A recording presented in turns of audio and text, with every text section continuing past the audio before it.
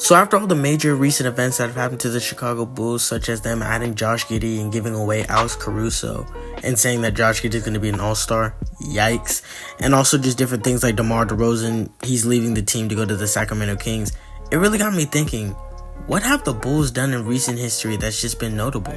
And the answer to that is not a damn thing. We have to go all the way back to the 90s when Michael Jordan was dominating to see their success. And that got me thinking, are the Chicago Bulls cursed?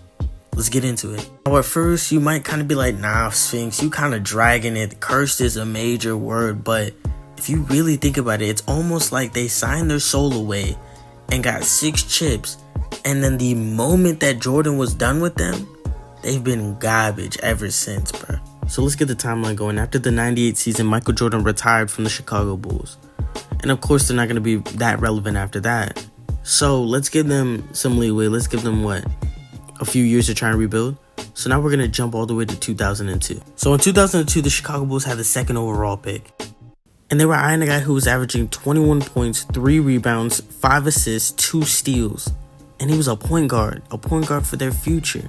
So they end up taking Jalen Williams with the 2nd overall pick in the 2002 NBA draft.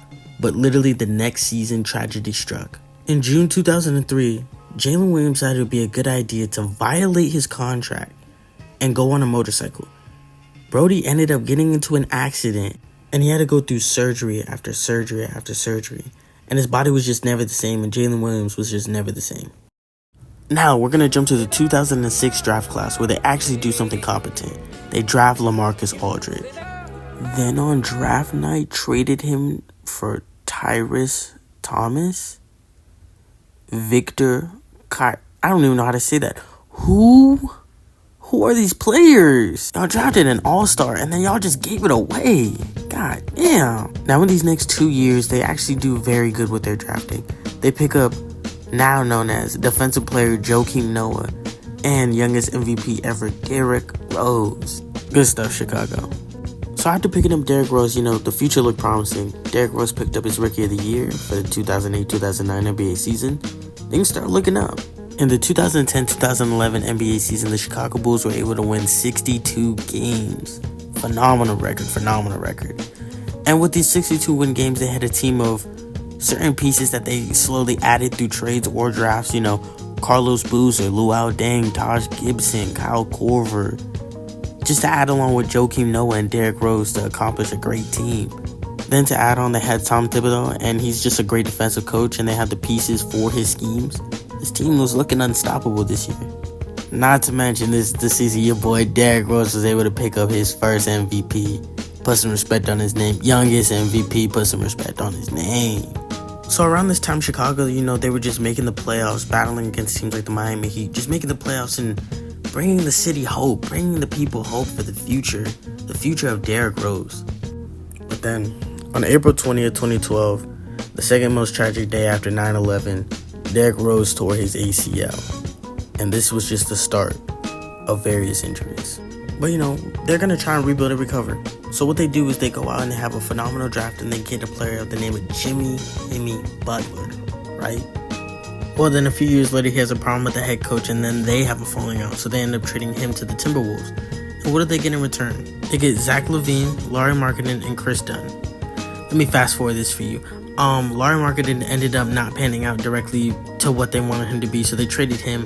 Chris Dunn didn't do anything. Zach LaVine's been really solid for the team, but in recent years, he's been very, very injury prone. But we'll get to that later. Let's not jump the gun. So basically what ends up happening is they break up their young core. Derrick Rose is too injury prone. Joakim Noah, he's too injury prone. Jimmy Butler didn't want to be on the team no longer, so they traded him. And now they have this nice little new young core. So now let's move to the 2018 NBA draft. This is significant just for the reason of what happens in the future. The Chicago Bulls had the 7th overall pick and they decided to take Wendell Carter Jr. This was a great selection for them.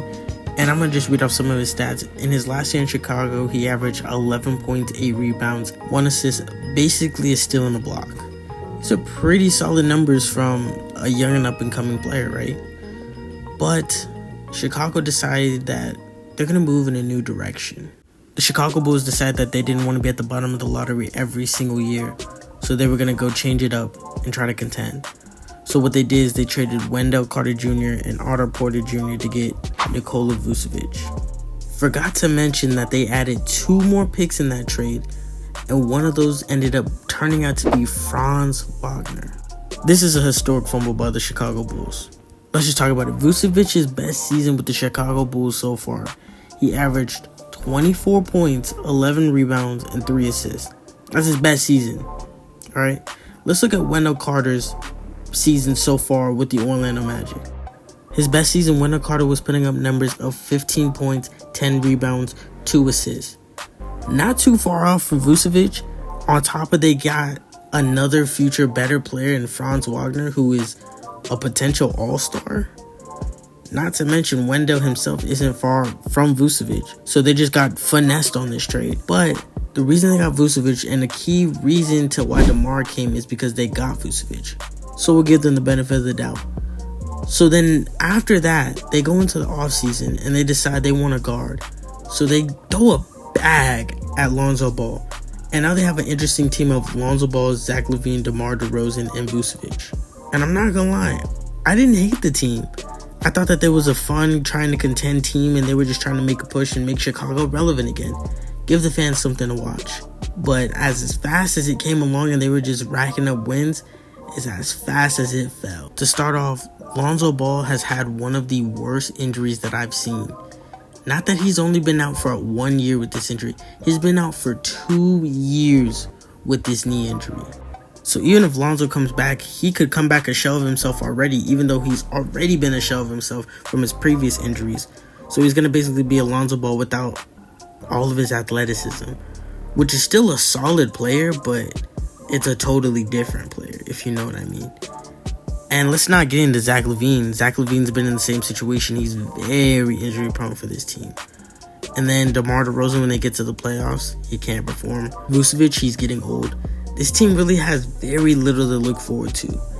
And last offseason, where they could have off-hauled most of these players, they made 0 moves. This team is cursed. The only thing that they have going for them is Coby White. And I don't even want to say that because every young guard that they get ends up getting hurt. So I don't want that to happen to Coby White because he's kind of hooping lately. But now we get to this offseason, and it literally just started. And they wanted to start off with a bang, already get into some bullshit, literally. Let's trade Alex Caruso for the Get Alert himself. Let's get Josh Giddey on the squad. Nick, what are we doing, bro? What this team should have done is last offseason, they should have off-hauled all of them. Vucevic, you're going here. DeMar, you're going here. Collect picks, get young players, and try to actually rebuild and develop their talent. That's just what I think about this topic. Let me know what y'all think in the comments down below. What you think Chicago should do. And I don't even got anything else to say. Like and subscribe. NBA Sphinx out.